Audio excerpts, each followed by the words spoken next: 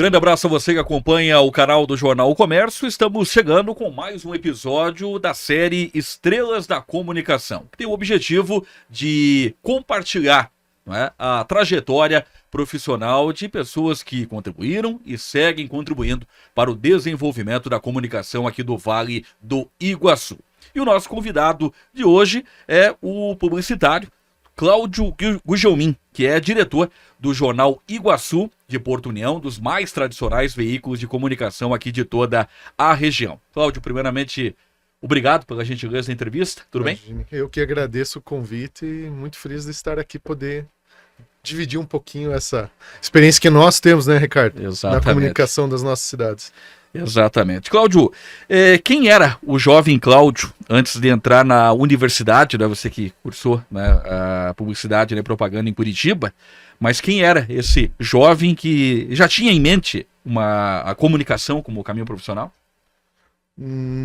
Talvez porque eu tinha essa visão que eu queria fazer publicidade, né?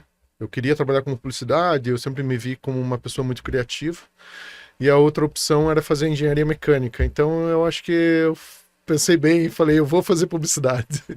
E acabei tendo a oportunidade de passar no vestibular na PUC Curitiba, fiz a faculdade, trabalhei durante quase 4 anos em Curitiba, em 2 grandes agências, na Mercer e na Seta Comunicação.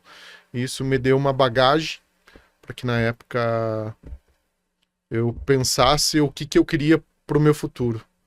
E por motivos que não vem ao caso agora, decidi voltar, né, para a União Vitória. Até uma coincidência do que você estava falando agora, contando uma experiência sua, mas eu voltei muito por causa dos meus pais. Meu pai já estava com uma certa idade, minha mãe também, e os dois estavam sozinhos aqui. E pensei, voltar. Mas voltar para quê? E nisso veio um convite do nosso amigo em comum, do Maurício Magnani, de abrirmos uma agência de publicidade. Então foi uma coisa assim que foi se encaixando, veio, não vou falar assim, veio, tá? Foi indo, foi acontecendo e eu me deixei levar e foi, né? Mas esse cara que foi fazer comunicação era uma pessoa que pensava em criação, criatividade, né? Você citou no início, né, que poderia ter optado por um lado diferente da comunicação. Qual foi o start que você pensou, vou fazer publicidade? Teve alguma situação que aconteceu com você que foi determinante para optar pela publicidade e propaganda? Talvez porque tinha essa decisão, sim, se eu fizesse a faculdade de engenharia mecânica, eu tenho certeza que eu voltaria para cá. Uhum. E não era na nossa época, eu falo lá meados da década de 90, não era uma opção para quem ia fazer faculdade voltar para a União da Vitória, Porto União, voltar para nossa região. Quem ia não voltava mais. A gente não tinha mercado aqui, a gente não tinha futuro como hoje tem. Hoje é diferente, né? Aí eu falo de 15, 20 anos para cá, mudou muito. Mas se você falar 30 anos atrás, eu lembro até hoje que era uma situação que, voltar para a União da Vitória era como se você estivesse regredindo, como se você estivesse admitindo um fracasso. E eu tomei essa decisão e voltei. Mas digo assim, a opção pela publicidade foi muito mais, talvez, nesse sentido, porque o curso de engenharia mecânica, se eu tivesse feito na época, pelo histórico empresarial da minha família, indústria madeireira, com certeza eu seria chamado para estar aqui, né? E atuando diretamente na empresa da família. Então, acho que foi mais isso. Não vou dizer que eu gostava mais de uma ou gostava mais de outra, mas a gente, quando é jovem, né? A gente não tem certeza do que a gente quer. A gente não sabe. Eu digo que a gente tem que escolher uma profissão depois dos 40. Cláudio, você cursou publicidade e propaganda na PUC, década de 90, em um período onde a comunicação em si ainda buscava, né? Ainda acredito que busca até hoje um direcionamento. Como que foi essa experiência de cursar uma instituição muito conceituada, né, que é a PUC, nesse período ainda de transformação da comunicação? Eu acho, Ricardo, até que eu peguei um período que estava muito estabilizada a comunicação, né? A internet não estava, vou falar assim, com a força, não existia ainda dentro disso que a gente conhece hoje, né? Tava engatinhando, talvez nem engatinhando, ainda estava para nascer. Então, assim, eu pego faculdade, 4 anos, né? 90, 91, 92, 93. Mais 4 anos trabalhando em Curitiba, até finalzinho de 97. 96 eu já estava vindo para cá, mas 97 eu ainda desenvolvia bastante coisa em Curitiba. E o que eu via muito lá era assim, era uma coisa estável. Você sabia o que era, como que era e o que acontecia. Os players, vamos falar assim, a gente sabia quem que era. A gente sabia quem que era o jornal, a gente sabia quem que era a TV, quem que era a rádio que mandava. Então, era muito bem estabelecido, acho que a comunicação na década de 90. E a internet veio para bagunçar tudo isso, né? Acho que essa é a grande verdade. Então, eu venho de um offline. Eu sempre brinco que as pessoas esquecem que o offline existe. Uhum. Exato. E sou um defensor, sou muito criticado às vezes por causa disso, porque eu vejo gente às vezes jogando dinheiro fora no online e esquece que existe outros tipos de comunicação. Então, assim, online é ferramenta é muito importante, mas para quem vem dessa geração que foi offline, vê as pessoas abandonar, vou falar assim, ferramentas de comunicação que funcionavam, que eram comprovadamente funcionais, que davam resultado, simplesmente abandonar tudo para, vou falar assim, para acreditar em algoritmos e números que a gente não tem certeza se são bem reais, daí isso é um pouco decepcionante. Então eu digo assim, eu peguei a comunicação numa época que ela era estável, estava bem estabilizada, bem firmada, bem definida. Então, o que se ia fazer, como que você ia trabalhar, quais eram os veículos de comunicação, as ferramentas de marketing. Então, eu tive essa experiência lá e acabei migrando pouco, né? Eu passei por uma transição dentro da internet, mas eu fiquei na comunicação até 2011, né? Com a agência. E daí o jornal veio de 2004 para cá. Mas vou falar assim, são coisas que a gente é desafiado todos os dias, né? Uhum. E nesse período, né, que você trabalhou em agências ali em Curitiba, né? Quais foram os elementos que você acha bastante pertinentes que você conseguiu aplicar durante a sua trajetória e aplica até os dias de hoje? Ricardo, assim, eu digo que o fato de eu ter trabalhado lá, eu trabalhei com alguns profissionais que pautavam muito criatividade, que a criatividade vende. Né? E isso não importa qual veículo de comunicação que for, criatividade vende. E foi uma das coisas que eu trouxe para minha profissão, para minha prática aqui, isso. Em todas as campanhas, todos os clientes que eu trabalhei, eu sempre busquei muito criatividade. Porque a criatividade ela é o grande diferencial. Se você não tiver criatividade, você cai no lugar comum. Se você não tiver criatividade, você é aquela história do enlatado, né? Que o cara passa na prateleira do mercado e olha, mas ele escolhe qualquer um. Não tem o diferencial. Então, se você não tiver criatividade, você não tem diferencial. Isso é básico na comunicação. E aí vale, muitas vezes, até não só para uma comunicação em relação à publicidade, mas vale em relação à própria criação de um texto jornalístico. Hoje, tipo, a forma como você aborda uma matéria, um título dentro de um portal de comunicação, como que você vai trabalhar, às vezes, as suas chamadas dentro de um grupo de WhatsApp que você usa para atrair público. Então, se você não tiver criatividade, você sabe que vai ser mais sofrido, né? Vai ser mais difícil você ganhar esse destaque. Então, assim, eu digo que se você quer ser diferente, ser criativo. Essa é a grande verdade. Como é que foi a motivação para poder iniciar sua própria agência em Porto União? Você, depois dessa experiência bastante rica, né, em Curitiba, voltou para a terrinha e ingressou com a sua própria agência. Eu tive uma grande oportunidade de trabalhar em Curitiba com alguns profissionais que eles eram muito abertos a ensinar quem era mais novo. Então eu trabalhei com alguns profissionais que tinham bagagem de agências antigas, o Moarama em Curitiba, que é uma agência muito famosa, que fazia as grandes campanhas do Bamerindos, né? Uhum. E eu tive a oportunidade de trabalhar com 2 profissionais que eram dessa agência. E nesses momentos que eu estava com eles,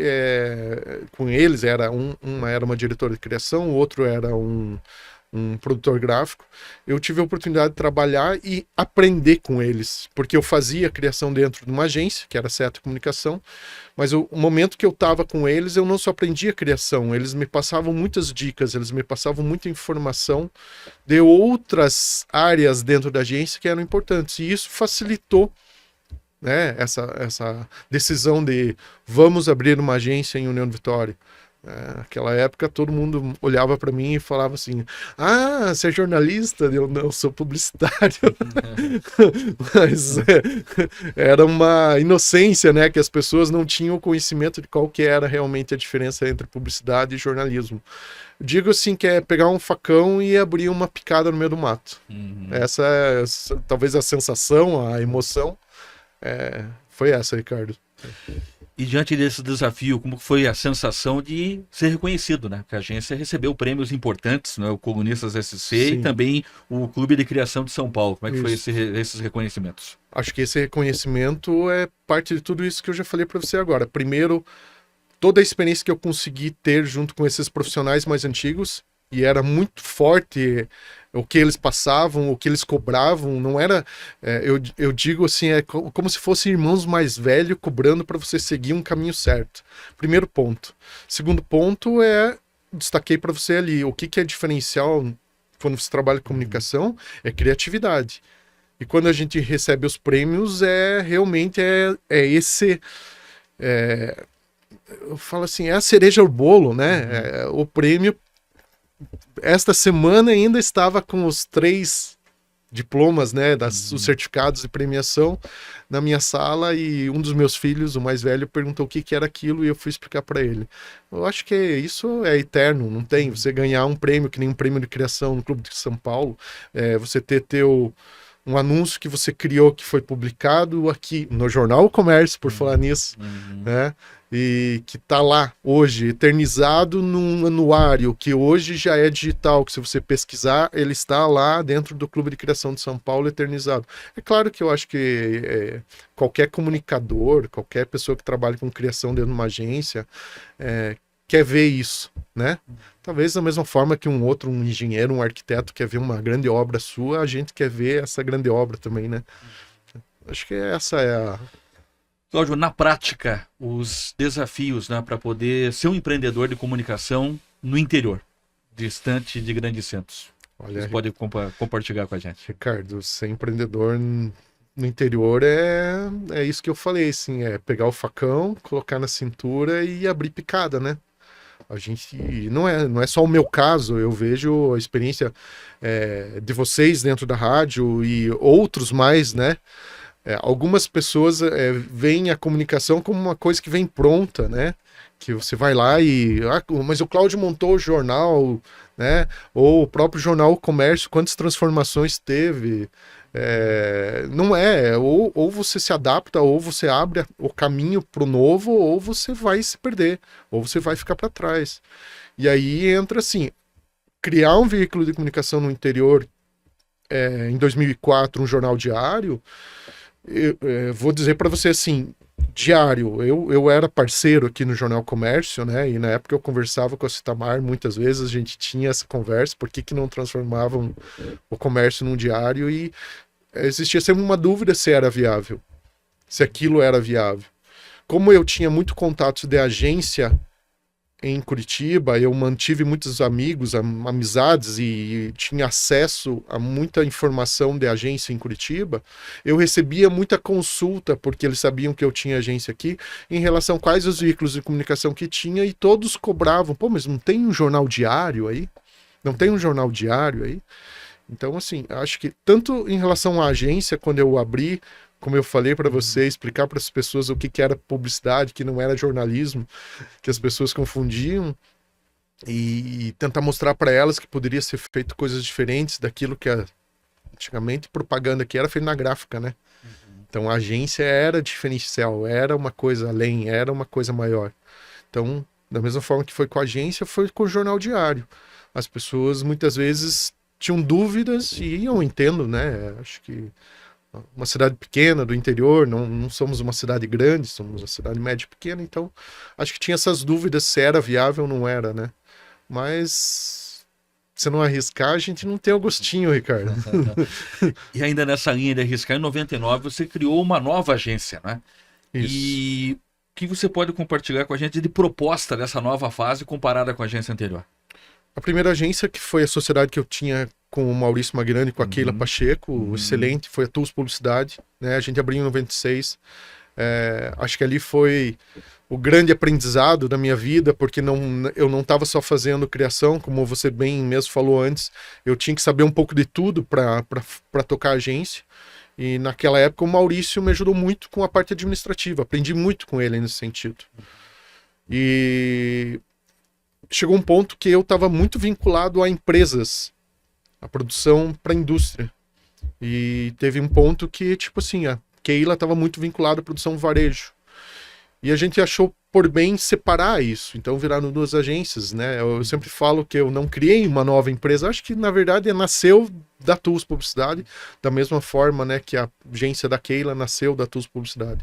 Então, em 99 eu criei a Fixa Publicidade e a gente ficou com a Fixa até 2011. Eu dei uma parada, porque na época eu fui trabalhar com transporte. Nada a ver com comunicação, mas de certa forma é um pouquinho.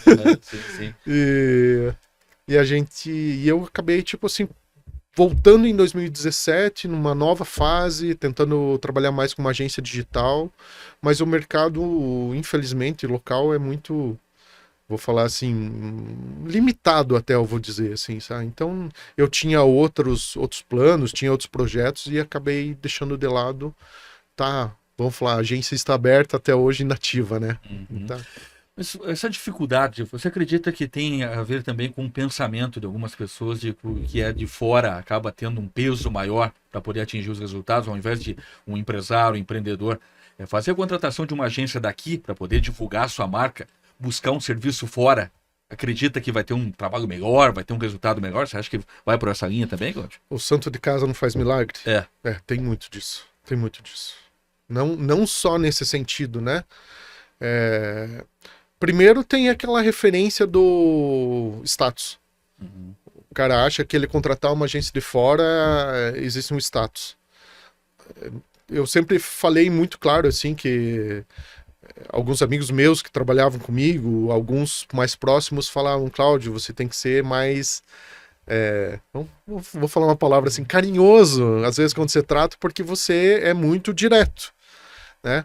Então, não quer dizer que eu não sabia fazer a minha propaganda em si, mas às vezes eu era muito sensato e muito sincero em dizer para o cliente limitações daquilo que ele estava fazendo ou tentando ser profissional em todos os sentidos. E quando você pega algumas empresas de fora, você não tem esse profissionalismo, Ricardo. Você sabe que o cara, ele quer faturar. Não importa para ele se aquilo que ele está vendendo não vai ser entregue. Até mesmo porque na visão do cara era bem isso. Então eu via muitas vezes empresas daqui contratando agência de Curitiba por causa de status, ou de Ponta Grossa, ou de Joinville, ou de outras cidades maiores, por uma questão de status, ou até mesmo, tipo, uma indicação de um amigo, de alguém achando que aquilo seria diferente para ele. Que nós... né? E eu digo nós, porque não era só eu, tinha outras agências aqui completamente capazes de desenvolver qualquer trabalho que uma agência grande de Curitiba fazia. Nós não éramos capazes. Então, era essa visão. Eu vejo que isso ainda tem essa limitação, muitas vezes, das pessoas acharem que a gráfica hoje não é capaz de fazer o que a gráfica de Curitiba faz. E aí entra até comunicação, você sabe que a gente é penalizado, né?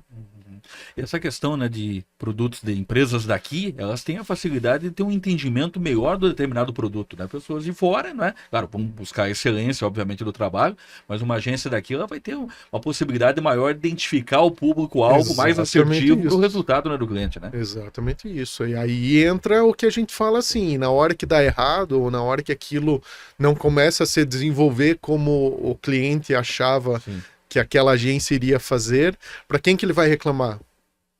Aonde que está o cliente, ou a agência, para ele poder ir lá bater e falar, não tive resultado.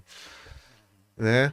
Como que essa agência se comportou? Como que ela, tipo, respondeu? Ela falou, não, vamos mudar a estratégia, vamos fazer uma avaliação melhor? Ou ela tentou enfiar mais um custo naquele cliente? E isso era uma repetição, então a gente sabe disso.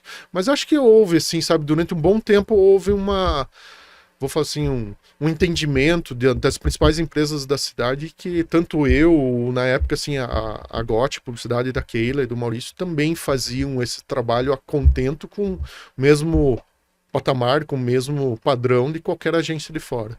Acho que isso aconteceu bastante, sabe?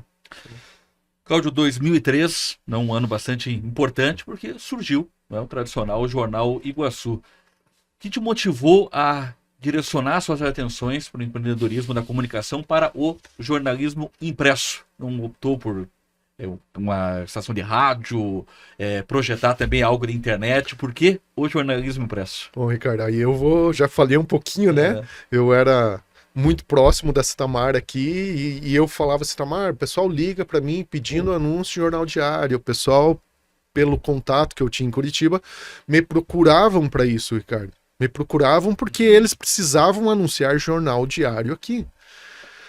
E chegou um momento que eu insistia, eu não sei se é do teu conhecimento, mas o primeiro jornal colorido do Jornal Comércio fui eu que fiz, eu que preparei, eu que encaminhei para a gráfica em Curitiba, então eu já tinha esse conhecimento, não estou falando que o Jornal Comércio foi uma traição, mas eu já tinha todo esse conhecimento como funcionava, e apareceu uma oportunidade muito boa, eu não vou mentir para você, era uma oportunidade extraordinária, né?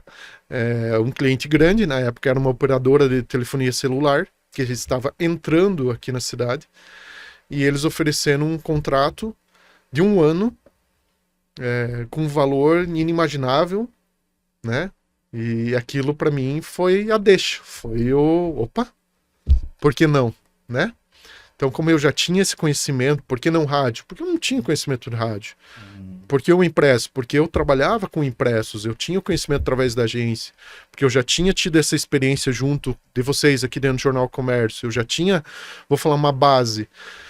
Na mesma época, eu já estava fazendo uma revista com o Marcelo Storck, que também foi, né, um profissional que ficou muitos anos aqui dentro do jornalismo, né, do Jornal Comércio. Na mesma época, eu tinha um funcionário na agência que era um vendedor, que é o Ciel Dias, né? Sim. E estava trabalhando comigo na agência, também tinha uma experiência ampla em venda de jornal.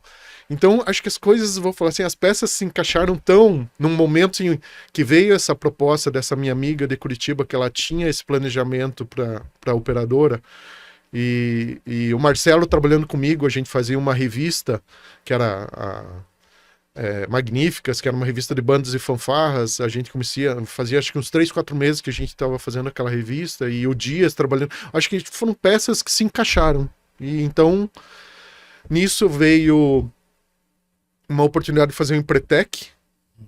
E naquela época tinha uma ordem dentro do Empretec que 2 irmãos não podiam fazer. E daí meu irmão tinha feito a entrevista antes e ele foi escolhido para fazer. E daí quando ele teve que apresentar um projeto, ele perguntou o que ele poderia fazer para mim. E eu falei, faz o jornal. Porque eu tava falando com a minha amiga e eu falei, vamos fazer um jornal? Vamos todo dia fazer um jornal? E a gente fazia um jornal impresso numa impressora laser A3 dentro do Empretec. E ali foi tipo assim, deu. Então, acabou dia 4 de agosto o Empretec, dia 5 de agosto foi a primeira edição impressa, né, de 2023, e a gente, desde então, todo dia, vamos falar, a gente sabe todo dia, né, durante a semana, com a folga semanal, mas todo dia que a gente pode, se for possível, eu espero que ele continue e que eu chegue aos anos do Jornal Comércio.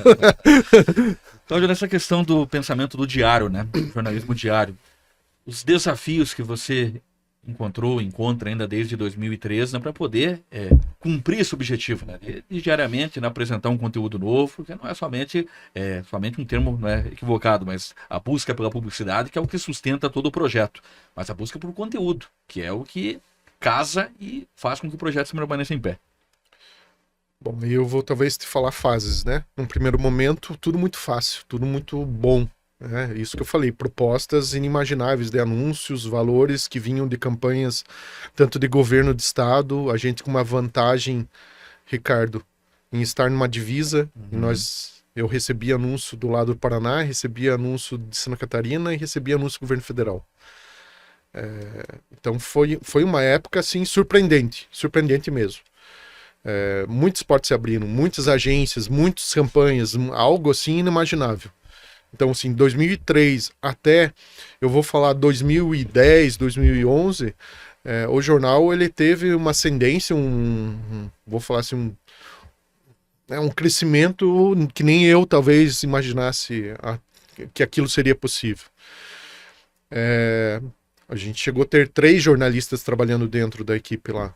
3 jornalistas, 2 estagiários, tinha 3 diagramadores, tinha 5 vendedores. Então, realmente era uma coisa que, vou falar assim, borbulhava, né? O jornalismo naquela época era borbulhante, era muito bom, era extraordinário. E daí vem 2007, 2008, a internet crescendo. Eu já vou levantar a questão dos portais. A internet crescendo e essa mudança de comportamento do anunciante, né? Transferindo essas verbas, transferindo tipo a publicação dentro do jornal para um portal de internet ou para outras mídias, para redes sociais. E o jornal, desde então, começa uma decadência. Então, a gente pega um período aí de 5, 6 anos, tipo, crescimento, estabilidade. E quando eu vi que a coisa estava iniciando uma decadência, eu resolvi fazer um investimento na gráfica para o jornal. Então, eu montei a gráfica só para imprimir o jornal. E aquilo me deu um fôlego. E eu falava que sempre a cada 3 anos eu buscava fazer uma renovação do que era o jornal, então eu avaliava. E foi assim que a gente começou. Então lá em 2009 eu montei a gráfica, em 2012, 2013 a gente tentou fazer novamente o portal funcionar. Eu tinha um portal com uma parceria com o pessoal da WW, né? Com o Márcio Dias, da Net União. Então desde lá do começo, o William Kominsky desenvolveu um site pra gente e todo mundo que eles instalavam uma Net União tinha um portal de Jornal Iguaçu. E ali a gente fazia as notícias, ali a gente fez muita coisa boa. Então a gente conseguiu trazer, e eu falo que isso é uma coisa de 2004, 2005 que a gente teve, assim, com pico 2006, 2007 e depois uma decadência, né? Então foram coisas que vieram em conjunto, vieram as duas juntos, mas eu talvez tenha perdido o timing, assim, sabe? Não tive a visão, talvez, que eu deveria ter investido mais na internet e transferido mais para a internet. Então ali foram degraus, assim, que a gente viu que o jornal ele foi perdendo anunciante, perdendo assinantes, perdendo essas grandes campanhas que eram, né, o que realmente deixava a coisa bonita. E ao mesmo tempo eu foquei mais no impresso porque eu tinha a gráfica e acho que tive depois assim vou dizer claramente que, Ricardo, assim, a melhor coisa que uma empresa pode ter é concorrência, tá? Quando você tem concorrente, você se obriga a se reinventar, a lutar, a brigar, a não se acomodar. E eu digo que o Jornal Comércio foi grande motivador para mim, muitas vezes, dentro do Jornal Iguaçu, a fazer ele se reinventar, né? Então, 2015 para 2017, eu lancei um projeto que era, tipo, a pessoalização dentro do jornal. Então, matérias de opinião. E era uma briga que eu tinha, porque eu queria que meus jornalistas faziam, na época eu estava com 2 jornalistas, e um deles entendeu o processo, o outro não. Era trazer pessoas, trazer matérias que estavam na internet. Naquela época, né, 2015, a internet já sobrepunha o jornal em todos os sentidos, em velocidade de publicação, na qualidade do que ia ser, né, a questão da foto colorida, porque muitas vezes a gente não tinha o jornal todo colorido. Então, eu queria trazer as pessoas para a opinião dentro do jornal. E eu comecei a fazer isso e eu consegui fazer durante um tempo. Eu tive uma jornalista, a Paula Partica, que ela entendeu a ideia e ela conseguiu fazer muito bem esse trabalho. E eu acho que ali o jornal ganhou uma sobrevida. Depois disso eu tive um outro rapaz que trabalhou comigo, ele depois foi fazer faculdade de jornalismo em Curitiba, porque era um menino novo. E ele também fez, mas eu digo assim, o profissional hoje de comunicação, ele não vê mais o jornalismo como uma oportunidade de carreira. O jornal impresso para ele é talvez a última opção, né? Então eu comecei a ver a dificuldade de achar alguém competente para fazer esse trabalho dentro do jornal. Talvez o jornal estivesse muito melhor hoje se eu tivesse conseguido isso, né? Mas a gente mantém o jornal impresso dentro de uma linha de fazer o básico. Você mesmo sabe, acompanha aqui pela rádio, que muitas vezes a gente, pela dificuldade financeira, pela diminuição das verbas públicas, né, investidas na comunicação do jornal impresso, a gente vê essa dificuldade de você manter a equipe e você vai meio que minguando, né? Você vai minguando. Então eu vejo assim, o Jornal Iguaçu tá lá, impresso, e digo que muitas vezes ele tá lá impresso porque em 2020 eu montei a gráfica comercial. Então uma coisa ajudou a outra. Mas são histórias assim que a gente... Às vezes, se você pegar um foco específico numa, assim, vai longe, cara, vai longe. Então, abrindo essa possibilidade, então, com relação à gráfica, né? O Jornal Iguaçu é um dos poucos veículos que possui a sua gráfica, né, para impressão do seu jornal, e no caso, como você citou, a partir de 2020, comercialmente, né? Inclusive até o Jornal Comércio foi impresso também por um período, né? Sim. Ali na gráfica do Jornal Iguaçu. Então, a ideia da gráfica foi um fato determinante para reinventar o jornal, para manter o projeto de pé, de certa forma. Não. Contribuir, de certa forma, dar um peso para a questão da queda de receitas. Não imaginei nesse sentido, Ricardo. O que aconteceu com a gráfica foi o seguinte: eu tinha já a gráfica montada, eu já tinha uma experiência profissional dentro de gráfica e veio a pandemia. Daí... O que ia acontecer com os jornais na pandemia? Né? Pelo teu sorriso, você já sabe. A gente pensou que vai acabar? Acabou? O que vai acontecer? Como que eu vou entregar jornal? Né? No primeiro momento, a gente ficou na dúvida se aquilo continuaria ou não. Num segundo momento, a gente viu os anunciantes todos cancelando os anúncios, porque eles estavam com suas lojas, seus estabelecimentos fechados, e eu não sabia se o jornal ia conseguir se manter daquela forma. E eu falei, eu tenho que montar alguma coisa que eu já saiba fazer. E daí eu pensei, bom, o que eu posso fazer? Nisso apareceu uma oportunidade de eu fazer um trabalho na gráfica, na máquina antiga que eu tinha de jornal, para um amigo. E veio essa oportunidade de a gente falar assim, putz, a gente pode trabalhar com alguma coisa em embalagem, né? Porque o delivery vai crescer. E daí veio o investimento na gráfica, né? Bem no meio da pandemia. Tá? Vou falar, começou em junho, julho esta conversa. Em novembro eu fiz a compra do maquinário, em março de 2021, então bem certinho período da pandemia, a gráfica veio para desculpa, atender exatamente essa demanda de embalagem. Mas não imaginava que ela ajudaria tanto o jornal ainda nesse período, tá? Porque, como eu falei, num primeiro momento o jornal foi a base da gráfica, para a gráfica poder se estabilizar e crescer, e hoje, de certa forma, já ultrapassou esse equilíbrio, assim, hoje já é a gráfica maior do que o jornal, no sentido de quem sustenta mais a coisa funcionando, né? Mas em nenhum momento eu pensei que a gráfica seria, vou falar assim, esse suporte tão forte para o jornal. Cláudio, você acredita, né, que o exemplar físico ele ainda tem um papel importantíssimo na questão simbólica e sentimental dos leitores aqui da região? Eu digo, na minha opinião, vou dar primeiro minha opinião pessoal, eu digo assim, para mim o jornal é meu filho, né? Então aí eu acho que vocês também têm, às vezes, esse sentimento quando você trabalha dentro de um veículo de comunicação, aquilo ali é parte da tua vida, aquilo ali é uma coisa que você constrói, não é uma coisa que você constrói num dia, é uma coisa que você constrói da mesma forma, né, que o Grupo Verde Vale. É uma reputação, é uma história, são momentos, e aí aquilo ali é imensurável, como você explicar o valor que tem. Então, quando a gente fala o jornal físico, o papel, né, eu digo para você assim, ó, Ricardo, tem muita gente que vem para mim e fala assim, como eu gosto de pegar um jornal na mão e ler um jornal, porque eu não consigo ler no tablet, não consigo ler no celular, né? Eu não gosto de ler matéria na tela do computador. E todo mundo já sabe também das limitações disso e também como isso transformou a comunicação, né? O jornal você consegue colocar uma matéria lá de 2 páginas e a pessoa vai ler a matéria inteira. Tente pegar essa mesma matéria e colocar numa postagem num portal ou até mesmo numa rede social ou, né, uma tela de computador, você não lê. Não lê, o teu olho não aguenta, ele não tem suporte para isso, né? E aí acaba criando esse tipo de situação que o jornal ele tem, vou falar assim, ainda alguns valores que a mídia online não conseguiu substituir.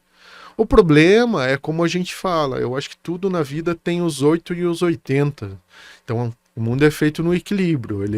A gente estava com o impresso, de repente foi completamente para o online e hoje a gente vê algumas mudanças, vi até, inclusive, capa do Jornal Comércio, semana passada, a diminuição do tempo de telas, Sim, não é? exatamente. Então, assim, as pessoas buscando novamente o papel, o jornal, outras formas de absorver informação, às vezes até por um exagero que a internet está fazendo na nossa vida, né? A gente vê tantas pessoas doentes aí, sabe, porque não conseguem se desligar dessa coisa online. Mas, ao mesmo tempo, também tem um outro lado que é a questão de credibilidade, que é o que a gente falou antes de iniciar o nosso bate-papo aqui, que, felizmente, o jornal ainda, a rádio ainda, existe comunicação de verdade, comunicação com respeito, com ética, com busca de fonte, com confirmação daquilo, que a informação é verdadeira, né? Coisa que muitas vezes a rede social, esses, vou falar assim, grupos de WhatsApp, e até mesmo alguns portais na internet, infelizmente, que não são tão profissionais, que não estão vinculados às vezes a um veículo de comunicação, que não tem uma história para zelar, que não prezam, e daí acaba gerando esse tipo de situação. Então o jornal impresso, ele tem essa garantia, tá ali, tá escrito, né? Você acredita, então, nessa linha de raciocínio, Cláudio, que falta as pessoas ainda pensarem a partir de agora a necessidade e a importância de diminuir a intensidade das telas, né? Um pensamento de saúde, também com informação de qualidade, informação verdadeira, que é aquele pensamento que ronda os jornais, as redações, e que o jornal um dia vai acabar. Você acha que esse pensamento ele vai se afastando, vai perdendo força com essa mudança de mentalidade da população? Aí vai depender um pouco dos anunciantes entenderem que eles também têm que voltar a equilibrar os investimentos deles na mídia impressa, papel, né? Na rádio, no outdoor. Eu tenho um amigo que ele falava assim, não, eu gasto tudo na internet. Toda a minha comunicação, praticamente 100% é na internet. Meu amigo. E eu falava, vamos fazer um anúncio no jornal.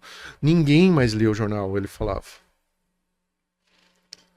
E eu falava, deixa o dinheiro aqui uma parte, não é pelo ler.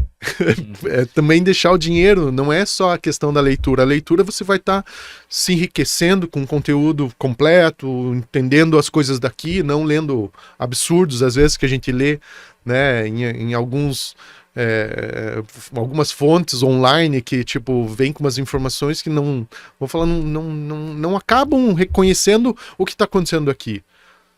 As pessoas deixaram de ver o regional, o local, né? Elas deixaram isso de lado quando elas foram para o online. Porque até, como eu falei antes, o algoritmo ele faz você ver coisas que você não precisa ver, que você não quer ver. E daí você vai deixando de lado a tua identidade local, regional, até mesmo por causa desse tipo de comunicação. Então, o jornal impresso, ele tem uma chance de sobrevivência? Tem. Agora eu vou dar alguns destaques. Eu acho que, primeiro, os anunciantes têm que ver o jornal como criatividade, como oportunidade. Tá? Hoje mesmo eu estava negociando um anúncio com um cliente de fora e fazia, eu acredito, assim, há mais de um ano e meio que eu não recebia uma agência solicitando negociação de anúncio no jornal. Então, dentro do que você falou, eu acho que já está havendo isso. No segundo momento, eu vejo assim, as próprias pessoas, né, diminuindo o tempo de tela. Eu acho que elas vão tentar buscar essa informação em outro local. E aí a gente tem que saber ser inteligente e criativo para recuperar esse público. Por último, acho que tem muito também uma questão pública, políticas públicas no sentido de manter o jornal impresso financeiramente ativo através da publicação de editais, da publicação a parte de atos notariais, dos cartórios. Isso é uma discussão que está muito, né? Está muito, muito forte, muito grande, porque o jornal ele foi abandonado, né? A gente teve essa experiência, vocês tiveram essa experiência aqui com o Jornal Comércio e eu com o Jornal Iguaçu, nesse sentido, né, Ricardo? O jornal ele foi abandonado. A gente tem um papel na história da cidade, vocês, muito mais do que eu, é claro, pelo tempo, né, de história, mas assim, a gente tem um papel, a gente tem um compromisso, e a gente foi abandonado também por alguns setores públicos, assim, que não viram mais o jornal como uma alternativa de comunicação. Digo até assim claramente aqui, ó, tipo, a gente, de certa forma, tem opiniões políticas e tem apoios e apoia determinados candidatos, e a gente passou por essa situação visivelmente, tipo assim, que diversos jornais pequenos do interior apoiaram um candidato, e daí, quando esse candidato se elegeu, ele simplesmente cortou todos os anúncios de jornal impresso. Então, são situações assim que, tipo, a gente para e fala assim, é uma questão muito maior, né? Eu acho que são várias frentes de batalha. Então, é uma questão cultural, é uma questão de política pública, de os jornais sobreviverem como uma forma de comunicação. Não é, não, mas é dar dinheiro para os caras ficarem mamando. Não, não é. Eu acho que tem um papel. É isso que eu quero resgatar e é isso que eu quero que as pessoas entendam. O jornal impresso, ele tem um papel histórico. Ele tem um papel que na hora que as coisas não estão funcionando, era o jornal que funcionava. Uhum. Mas isso não vai mais acontecer. Não estou falando que vai acontecer. Eu estou falando que o jornal impresso, ele tem uma comunicação dele, uma forma de comunicação que é diferente de outros veículos de comunicação. Você sabe, Ricardo, você que trabalha na rádio, trabalha no jornal, que para você pegar um texto do jornal e aplicar ele na rádio, você tem que mudar, você tem que alterar, é diferente. Então são coisas que eu digo assim, eu acho que são caminhos, né? A gente se reinventar, a gente buscar isso que eu falei da pessoalização dentro do jornal, trabalhar o jornal como opinião. Aí vou até dar os parabéns pro Delbray, porque muitas vezes eu perguntava para ele, né, como proprietário de jornal, como Caiçara, e eu falava para ele, Delbray, por que você coloca tanta coluna de opinião dentro do teu jornal? Daí ele falou, porque é isso que as pessoas gostam de ler. E eu parava e me questionava se era isso mesmo. E, no fundo, eu entendo hoje ele que ele tinha realmente uma razão no que ele estava falando. Então, é como que a gente vai se reinventar, Ricardo, como jornalista, dentro do jornal impresso. Como que a gente pode criar, ser criativo, chamar atenção, sair do lugar comum. Aí o jornal impresso tem uma chance de sobrevivência. Digo para você que talvez não da forma como a gente vê o jornal impresso, tá? Nesse papel jornal grande, talvez ele vá mudar um pouquinho, talvez pelas tiragens que a gente faz hoje, que não são mais aquelas de 10 anos atrás, que a gente largava jornal em tudo que é bodega, né? E a gente vê hoje talvez o jornal passando muito mais por uma questão de impressão digital. Eu falo usando, né, mídias de impressão digital, não online, estou falando impressão digital mesmo, né, impressoras lasers com tiragem, oferecendo você fazer outros tipos de, vou falar, de comunicação ali dentro, sem aquela limitação que a gente sempre teve da qualidade da impressão. Estamos conversando com o Cláudio Gugelmin, diretor do Jornal Iguaçu, fazendo parte da série de entrevistas Estrelas da Comunicação aqui no canal do Jornal O Comércio. Cláudio, você também tem uma experiência como professor universitário, né? Sim. Qual a importância da sala de aula para sua trajetória pessoal e profissional? Eu dei aula durante 2 anos e meio, né? Eu dei aula um ano na Uniuv e depois fiquei mais 1 ano e meio dentro da Uniguaçu, agora UGV, né? Dentro da área de administração e comunicação. Quando eu vejo a sala de aula, assim, vou colocar claramente, assim, eu peguei uma geração mais um tempinho mais atrás, assim, que eu fui dar aula. Então, é uma preocupação que eu tenho, porque naquela época já existia um descaso, tá? Dos próprios alunos em relação ao conteúdo que eles estavam ali recebendo. Então, não sei se hoje, talvez isso dentro das universidades não esteja muito mais, vou falar assim, muito mais explícito, sabe?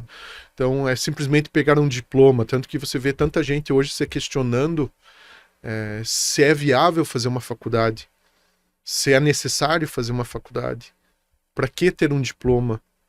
Isso, na nossa época, Ricardo, a gente visualizava isso como uma necessidade de vida, né? E hoje muita gente, o mais jovem, ele não vê isso como uma ambição, como uma necessidade para ele realmente ter um futuro melhor, ou ele ter uma qualidade de vida, conforto financeiro. Eles não veem isso, né? Então, eu dando aula, me chamou a atenção isso, que muitos alunos muitas vezes não tinham a preocupação com aquilo que estava acontecendo dentro da sala de aula, né? E eu acho que hoje isso talvez esteja muito mais, que nem eu falei, muito mais explícito, muito mais, sabe, tipo, espalhou, tá? Talvez são poucos os alunos que estão lá realmente preocupados em receber, vou falar assim, né? Receber o que o professor está ali passando, receber aquela informação, entender a importância daquilo que o professor representa.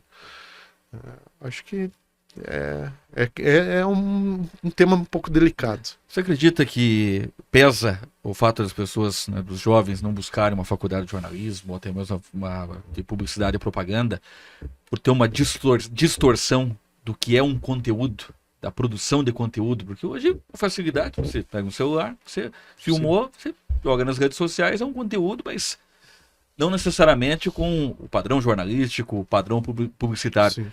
Essa dificuldade da compreensão do conteúdo, acho que vem pesando também para esse distanciamento do jovem para ingressar na comunicação de uma forma considerada ideal? Com certeza, porque hoje a internet te ensina tudo, né? Não quer dizer que te ensina direito. Ela te ensina, mas não talvez as formas corretas, não com a profundidade que seria necessário para algumas atividades, para algumas profissões serem desenvolvidas da maneira correta, Ricardo. Daí aí pega a comunicação. Você pega pessoas escrevendo textos na internet cheios de erros de português, ou apresentando programas, eu falo assim, em canais de comunicação online de certa importância, e falando errado. Chega a ser, vou falar assim, sabe, hilário, porque a gente como comunicador tem um papel inclusive de preservar a língua portuguesa, de preservar o que é os conceitos, a gramática, o respeito por uma construção de um texto. E aí a gente tipo pega isso que acontece hoje na internet e você vê ali uma destruição de tudo, né? Não, tá tudo bem, pode ser de qualquer jeito. O que importa é as pessoas entenderem a mensagem, é o que me dizem. E daí eu paro e pergunto, será que é só isso que importa? Essa é a pergunta que fica, né? É só isso que importa? Ou tá tudo bem se tudo aquilo que tá escrito ali tá escrito incorretamente, ou se tá... todas essas pessoas que estão recebendo aquela informação, então elas vão acreditar que aquilo está correto? Não é só a mensagem, é maior, tem muito mais coisa envolvida.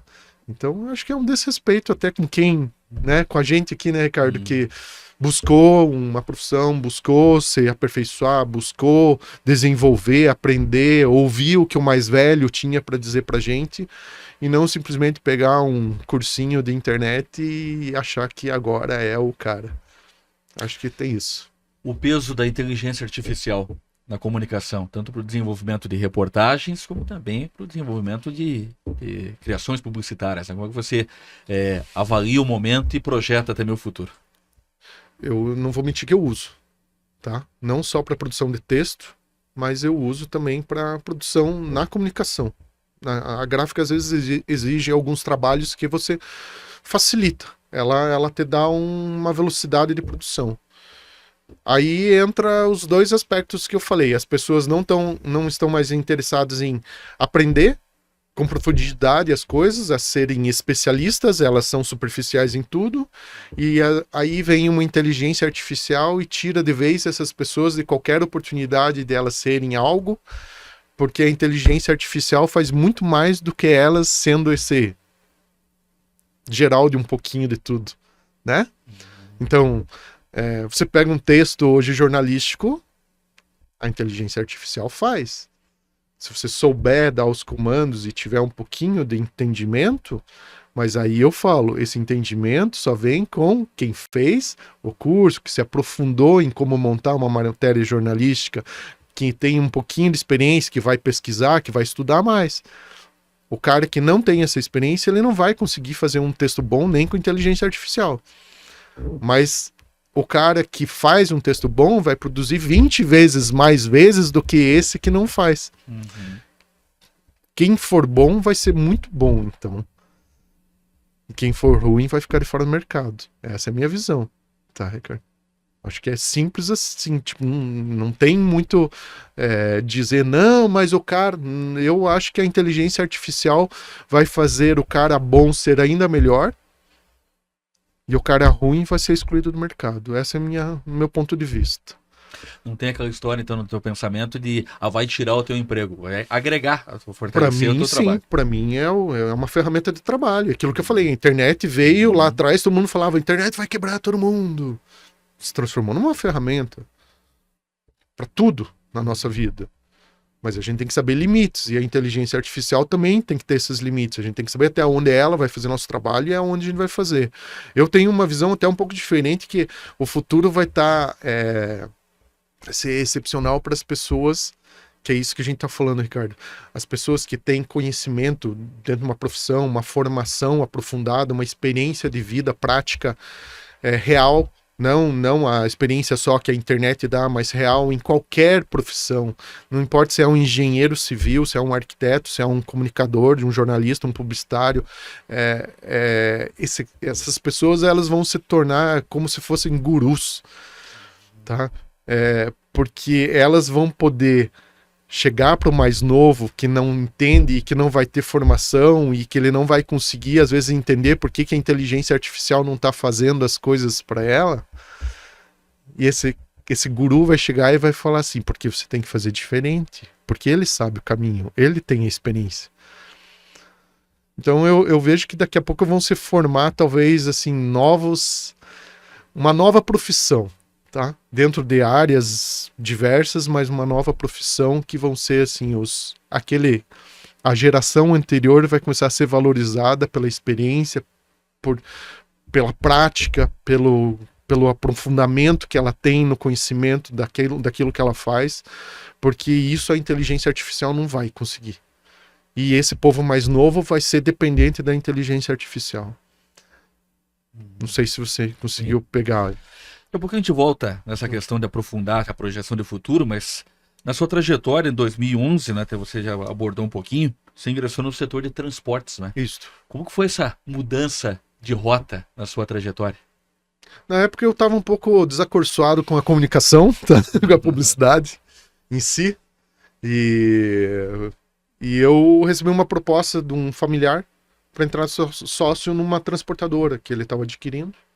Apareceu uma oportunidade e a gente acabou comprando uma transportadora.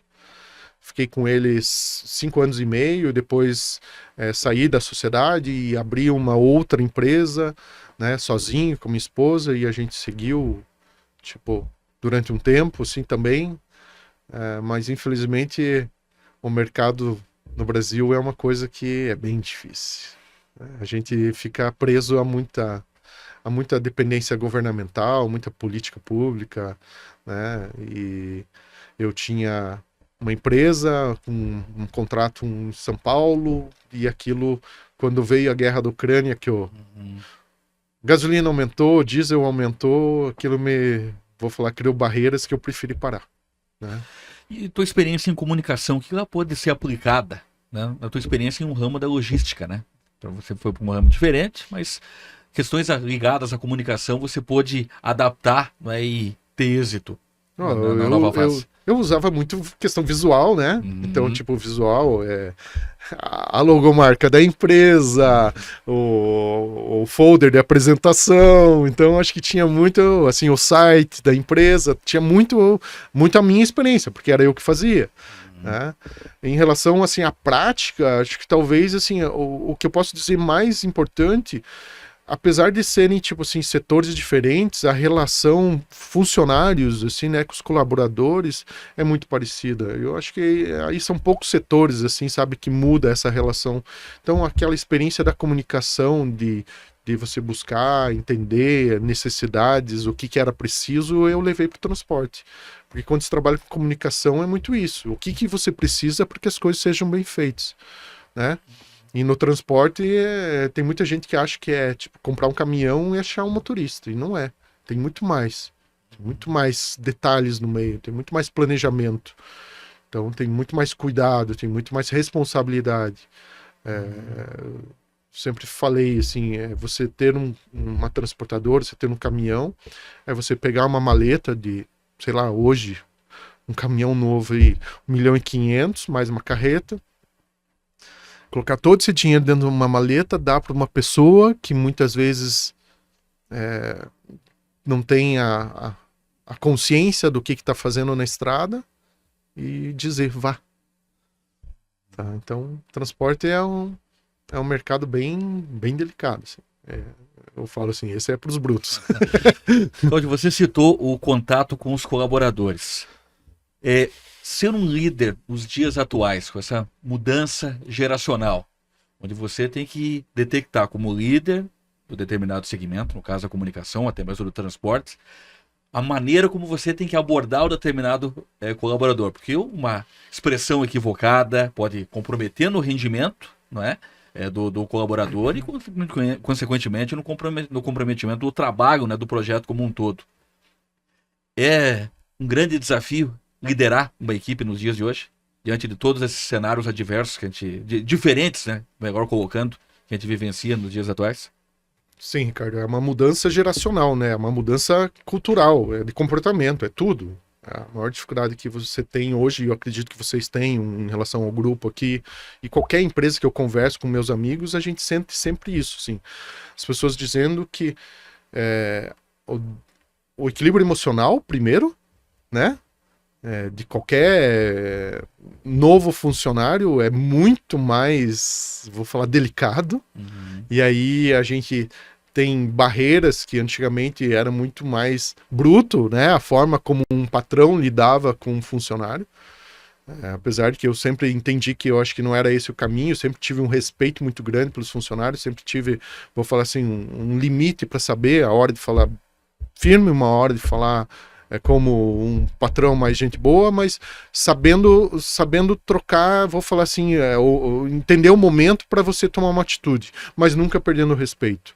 O problema é que hoje a falta de respeito, ela não parte do patrão, ela parte do funcionário. O patrão hoje, ele se sente muitas vezes um refém, ele se sente, vou falar assim, como se tivesse câmeras em todos os lugares, como se a gente estivesse num grande Big Brother, porque qualquer coisa que você fala hoje é um dano moral, qualquer coisa que você fale que afete a pessoa é um dano psicológico. Se você pressionar demais o cara, não, eu preciso que você acabe isso hoje, isso é abuso moral, abuso de poder. Então, assim, hoje o patrão, ele se vê muitas vezes numa situação, eu brinco que a gente fala, a gente tem que ser pai, banco, irmão, psicólogo, patrão, às vezes a gente tem que ser o funcionário que leva xingão, tá? Porque tem funcionário que chega e acha que manda, e aí você entra num ponto que você falou lá no começo, do empreendedorismo. Não adianta a gente querer que o Brasil continue sendo um país empreendedor. Primeiro, não tem cultura para as pessoas que vão trabalhar, né? Essas pessoas, elas não têm cultura de ser funcionários. Elas não estão preparadas para serem funcionários, para receber uma ordem ou para assumir uma responsabilidade. Segundo, não tem política pública nenhuma para você desenvolver nada. Que planejamento que a gente consegue fazer aqui?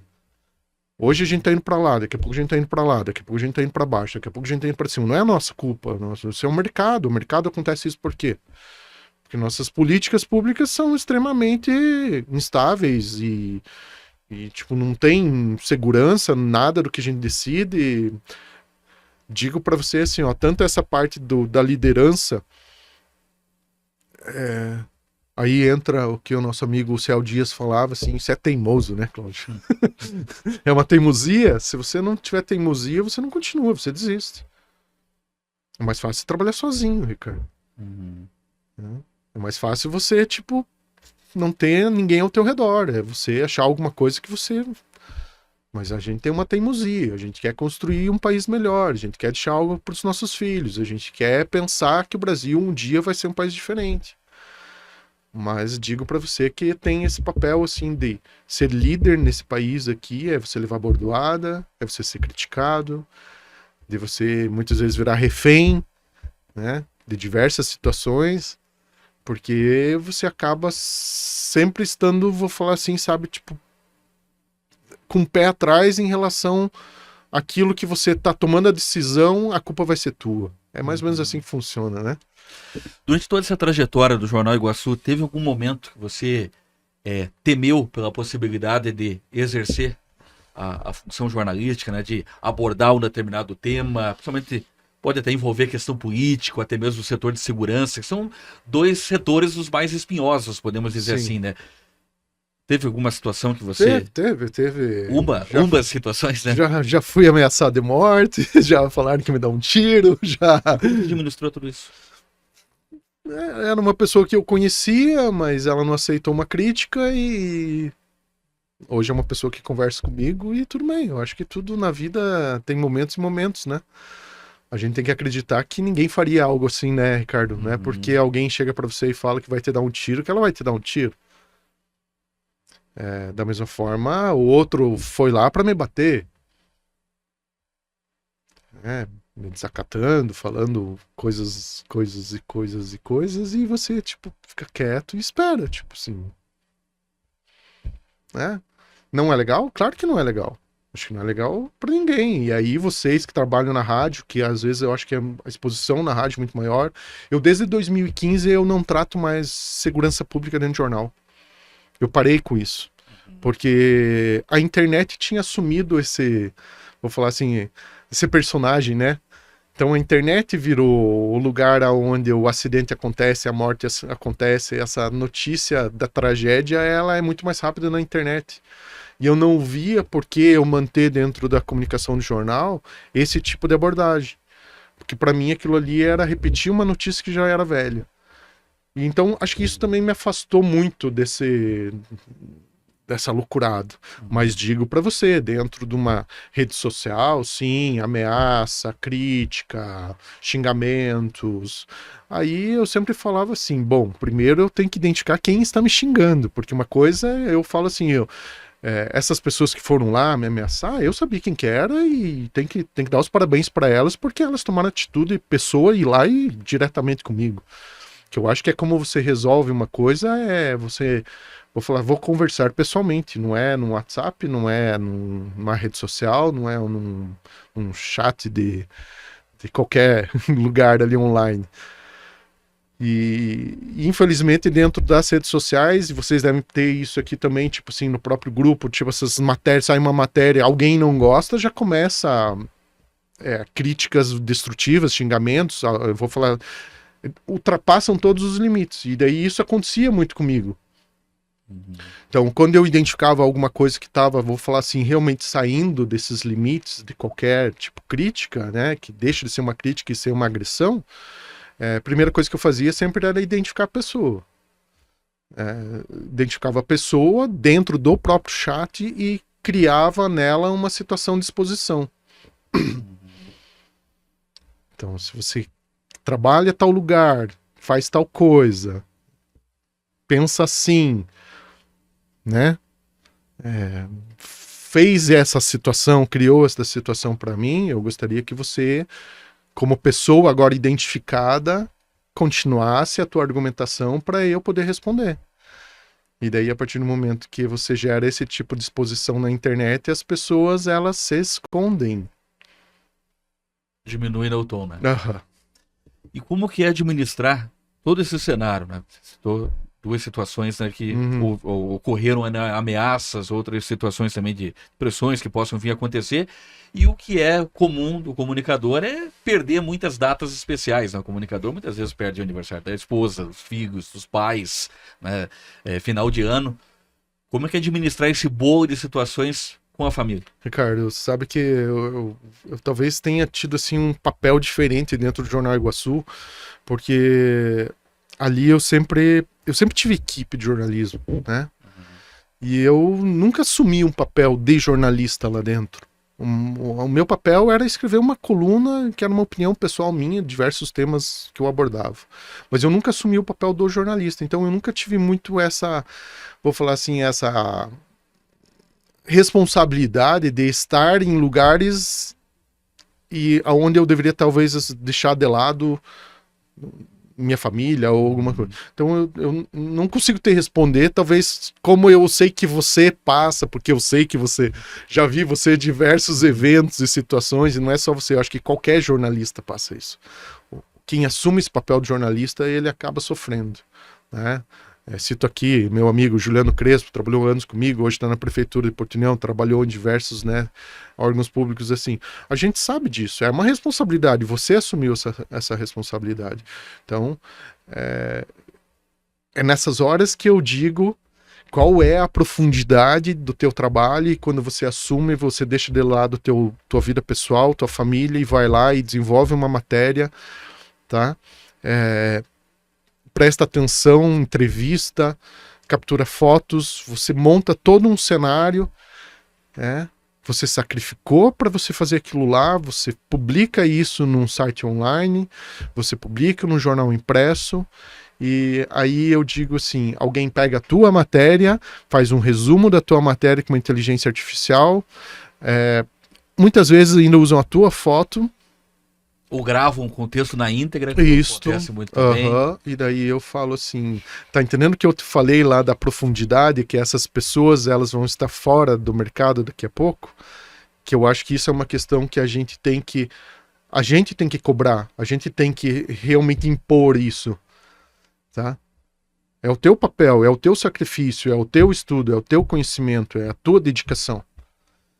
Então, assim, é difícil, né?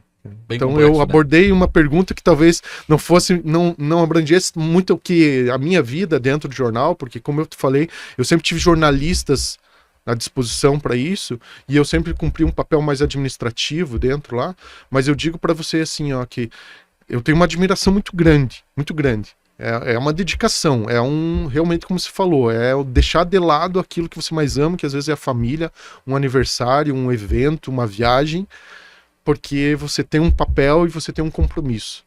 E daí você vê aquilo tudo que é a tua profissão, que é o teu trabalho sendo usurpado, né? E sem respeito nenhum, e muitas vezes, tipo, até deturpando aquilo que você construiu com tanto carinho. Tá caminhando aqui para a reta final da nossa entrevista, Cláudio. O que você pode compartilhar para o jovem, né, que tem o objetivo de ingressar na comunicação, seja ingressando com jornal impresso, rádio, TV, abrindo uma agência, né, uma trajetória similar à sua, né? Começou como jovem, né, cursando em Curitiba, daí teve a ideia da agência, enfim, garantiu experiência. Você pode compartilhar de conselho, né, para o jovem que está acompanhando essa entrevista? Primeiro ponto, eu acho que é buscar uma formação dentro de uma faculdade. Eu acho que isso, por mais que muitas vezes você veja na internet que isso não é o caminho mais garantido, é onde você vai conseguir criar um networking, onde você vai criar tipo, relações com pessoas que têm outros tipos de experiência. Porque a internet ela vai te dar uma experiência única, muitas vezes. Ah, mas na internet eu consegui emprego em algum lugar. Hoje a maior parte dos trabalhos de comunicação, dentro da área, qualquer que seja, eu digo que talvez aí uns 50% é home office. Eu tenho amigos de trabalho em agência grande em São Paulo, eles moram aqui em União do Vitória. Mas eles tiveram uma experiência, eles criaram networking, eles tiveram relações em outras agências que fizeram eles chegarem lá naquele lugar. Então, assim, acho que é muito relativo quando você fala assim, não, só a experiência da internet vai me abrir portas. Aí é tipo jogador de futebol, sabe? Uhum. Um em cada 100 consegue um pouco de destaque, um a cada 1000 fica rico. Exatamente. Tá? Então, se você quer concorrer, brincar como se você fosse um jogador de futebol, vá para esse caminho. Se você quer ser um profissional real, aquele que você vai criar uma carreira e vai ter respeito, e não importa se o respeito é a União da Vitória, não importa se o respeito é numa região, se é num estado, ou se é num país, né? Você cria aonde você se sente bem, aonde você é feliz, tá? Aonde as pessoas te respeitam. É isso. Não adianta você querer, tipo, ir conquistar um lugar em São Paulo e não ter o respeito de ninguém lá. Tem aquela historiazinha, né? Aonde que você pode ser um peixe grande, né?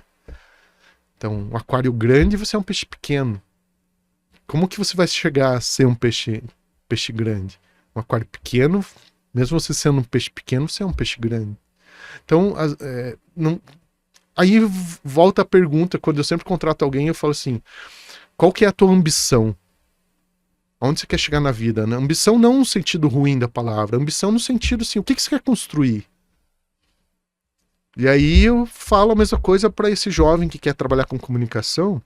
E primeiro, vá pedir estágio, se submeta, não vai ganhar 5 mil por mês no primeiro mês, tá? Não existe isso, tá bom?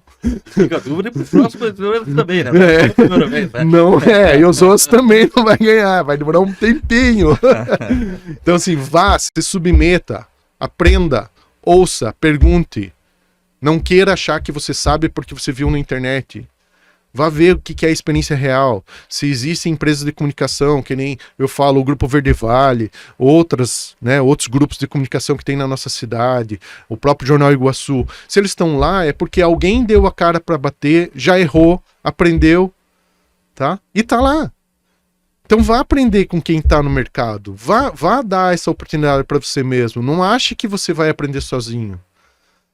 Né? Não ache que você vai ser melhor usando somente aquilo que você está aprendendo, às vezes, no online, num curso online.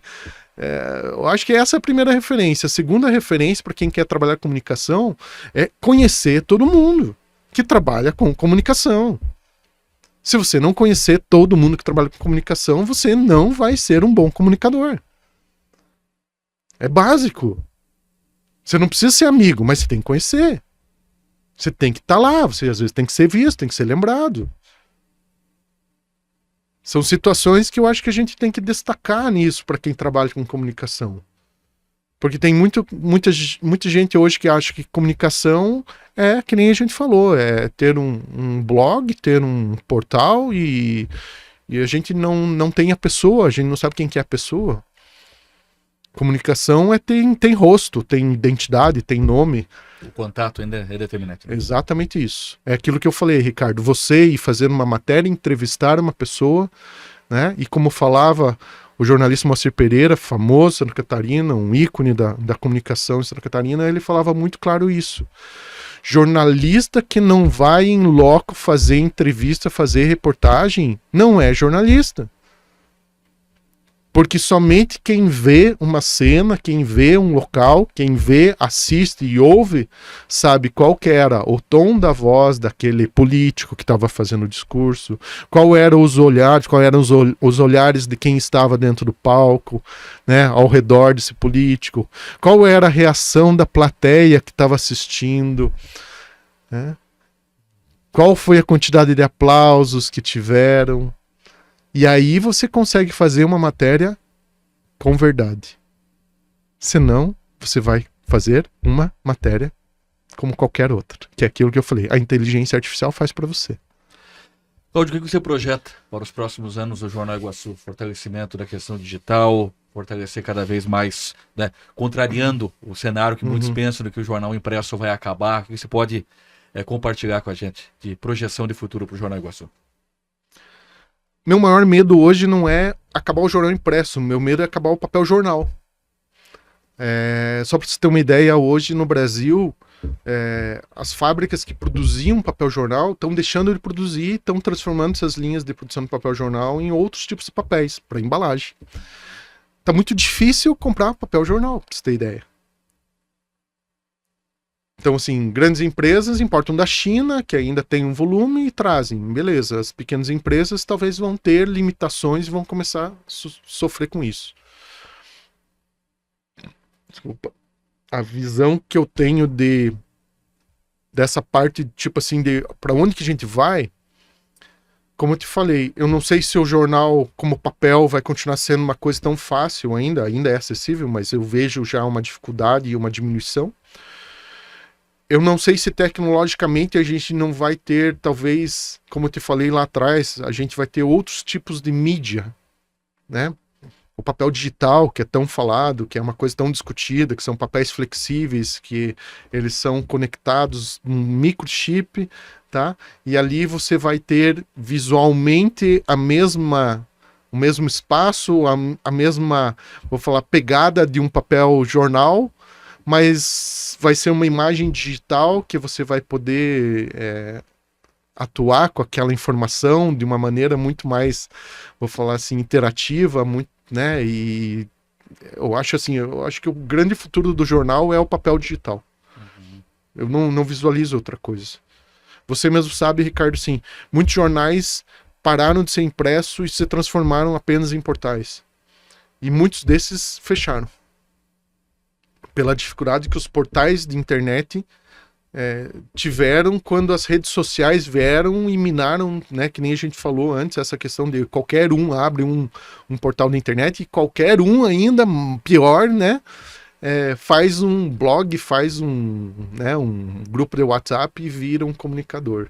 Então, quando vou falar assim, essas redes vieram, tipo, limitaram o portal, que eu acho que seria a evolução natural do jornal. Acho que tem uma limitação aí. E aí acaba, tipo assim, a gente tem que esperar para ver o que o futuro nos reserva para poder dizer qual vai ser o futuro real do jornal. Mas eu digo assim que eu acho que o mais correto é visualizar ele como aplicado num papel digital. Que seria como se fosse uma folha de papel que você vai pegar e ali você vai ter, vou falar assim, tecnologias e vou falar ferramentas do online, mas numa coisa física. Acho que é essa a minha visão, eu tenho lido bastante sobre isso, tenho pesquisado alguns fornecedores que já estão fazendo alguns testes, a LG está com uma tela de papel digital, né? Outras fábricas na China já estão fazendo alguns testes para fazer esse tipo de trabalho.